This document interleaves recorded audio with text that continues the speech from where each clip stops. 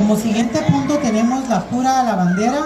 por la niña Aimé Chamira Enríquez Flores,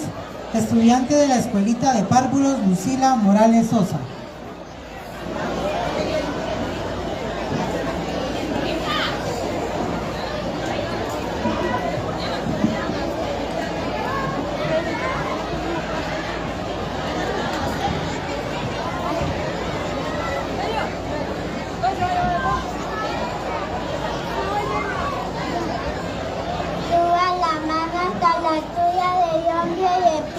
Después de mí, bandera nuestra,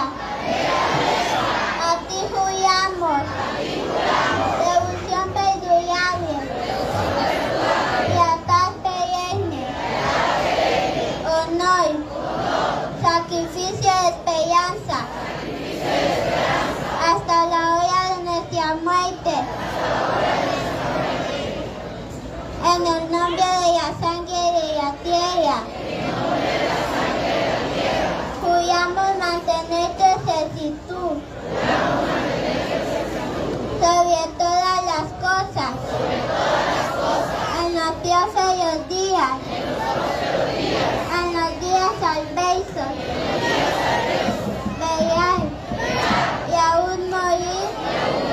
por un perfectamente